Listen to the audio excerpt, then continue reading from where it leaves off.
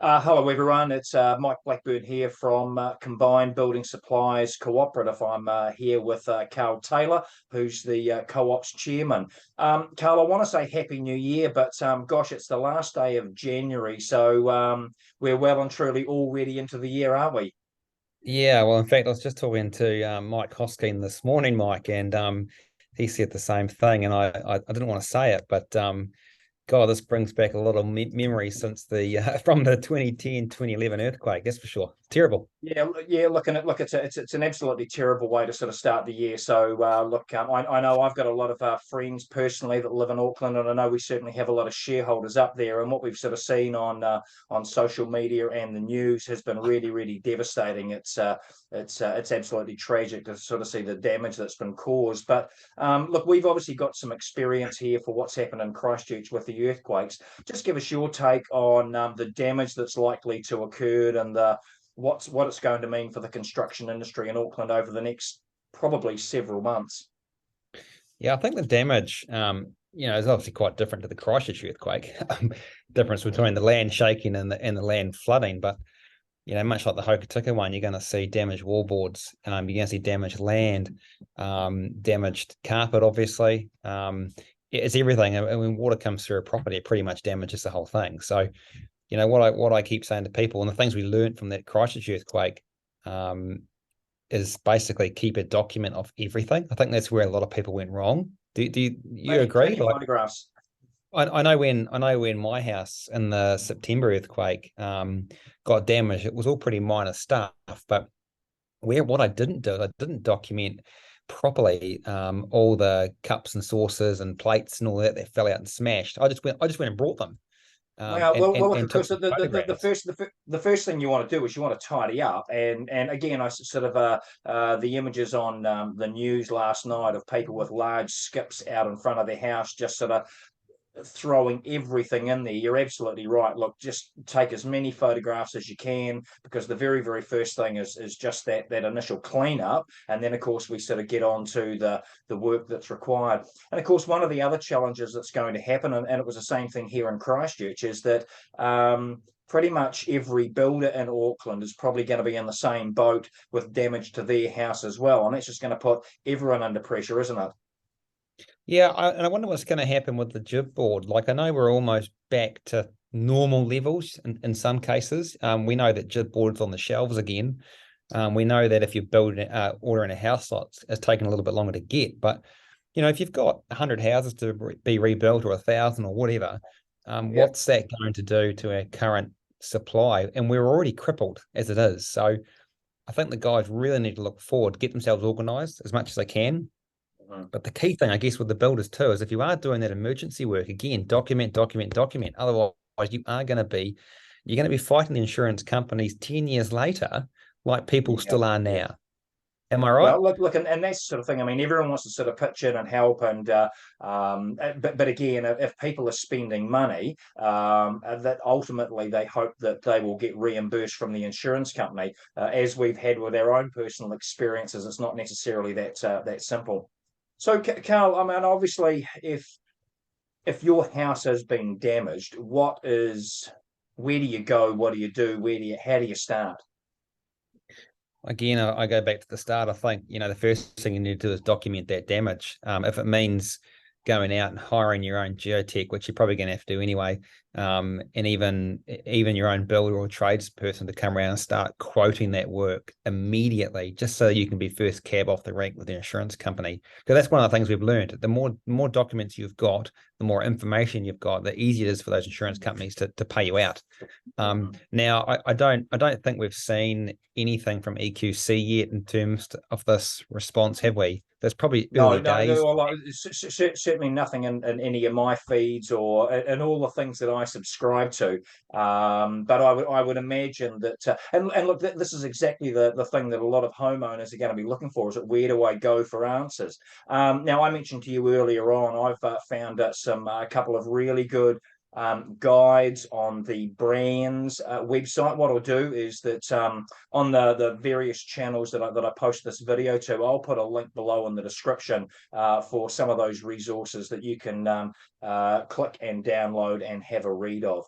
But look, I just want to go back to the fact that it's going to be a little bit of a slow start, because obviously if you're a builder, then you'll be wanting to sort of make sure your house is secured, which is going to sort of cause delays for other damaged properties across the region, isn't it?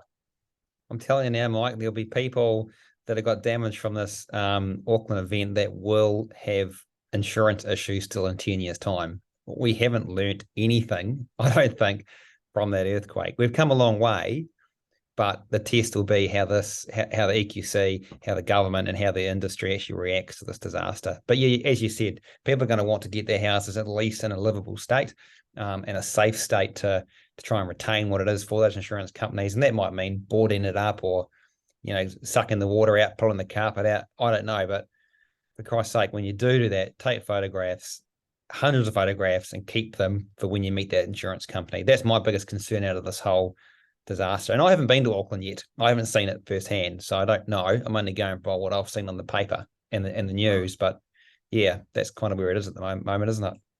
Yeah, look, and it's sort of going to be tough all round. So actually, Ian and I are off to Auckland. In a couple of weeks' time. Bunnings have got a big sort of trade expo up there, and I know we're going to sort of have a plan to have a catch up with a lot of shareholders. But I would imagine that everyone's going to be under the pump for the time being. And of course, and this is a good opportunity to sort of talk about possibly some of the economic influences that are going to affect the construction industry, because everything at this stage is looking like it was already going to be a tough year for builders, doesn't it? It's tough already. I mean, I don't know what's going to happen with that. The builders are already under the pump with labour shortage, with some of those material shortages. So this is only going to add to that issue, isn't it? And again, like I said, as long as you're organised and one step ahead, I'm sure everyone will be able to pull through it. And I feel bad for the Aucklanders. We've had it pretty bad down here in Christchurch for a number of years, and we know exactly what they're going to go through, don't we, Mike? Firsthand, we know exactly what they're going to go through. Yeah, well, look, and this thing again is slightly different. I've got to say, I'm very, very fortunate that I've never had a house flooded.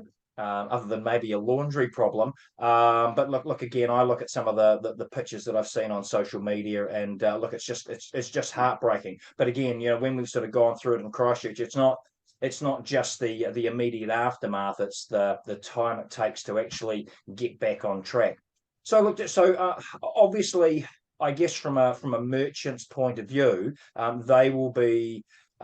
Notwithstanding any damage to any of their stores and any of their products that they might have suffered, but I would imagine that merchants will be sort of doing their very, very best with their trade reps to respond to all those calls. But a word of caution is that everyone in the Auckland region is going to be under pressure, and so just maybe a couple of deep breaths and just talk nicely and calmly to your reps. What's your advice for getting on with some of these jobs? Good luck, to be honest. Yeah. And again, I like I said before, I haven't had any experience with floods. Had a hell of a lot of experience with the earthquake emergency works, and the learnings I took from that is. And I bring it back to the EQC, EQR days where we were just given, and it was a nuts time, like we had those guys giving us spreadsheets every day, and it had hundreds and hundreds of properties on it. And some of the works on there might have been just to turn up to pull a chimney down, or to board up a broken window, or to dig out the mud and the liquefaction under a house. And we just went and did it because that's what we were told to do. We were given works orders. But then when it became time for payment, it became very hard to get paid. So again, I've said it 3 or 4 times now, Mike. Document everything. Yeah. Cover your ass. And look, let's be absolutely honest. Getting paid is where the rubber hits the road. Absolutely. Yeah, absolutely. I mean, obviously you got to get your houses safe, but just cover your ass, document it all, take hundreds of photographs, keep your invoices, get your reports, your building reports, whatever. If you have to beat the insurance company to do it, get your own experts if you can, and try and just get through it. That's all I can say, really. Yeah, look, really, really good advice, Carl. And I know a lot of that comes from your own personal experience, but obviously what we're trying to do here is just sort of give the best advice we can in the circumstances to sort of CBS shareholders and look at the building industry in general. So look, I think we've sort of covered that in detail. What I'll do, as I said, I've got some links to a number of really useful sort of documents that I think are certainly worth a quick look at, and I'll sort of post that in an email out to all of our shareholders. So look, we certainly are thinking of you. It's a difficult time. Look, it's probably still pouring in Auckland at the moment. This is Tuesday, the 31st of July, and I know that the Met Service have been sort of talking about even more rain. So look, everyone in Auckland and the broader Auckland region, we're thinking of you. As I said, we just want to hopefully this little bit of advice will be of use to you. So again, Carl, thanks for. I think it'd be fair to say, Mike, if anyone, and you probably shoot me for saying it, but if anyone ever wants to call either myself or Mike or anyone else from the team, just have a yak about what's going on. Yeah. You've all got our numbers, and we'll be happy to have a conversation with you and offer you some advice. There's no issues there, eh? Yeah. Look. In the short time, in the short term, it's just sort of really about getting through this. But look, any questions at all, just give us a phone call, and maybe whether it's just being a merchant that we can put you in touch with, or just an opportunity to chat, feel free to give us a call. So look, Carl, thanks for your time on this, and I'll get this out to all of our shareholders as quickly as we can. And good luck to everyone up there in Auckland. As Mike said, our thoughts are with you on that one. All right then. Cheers. Good to talk. Thank you.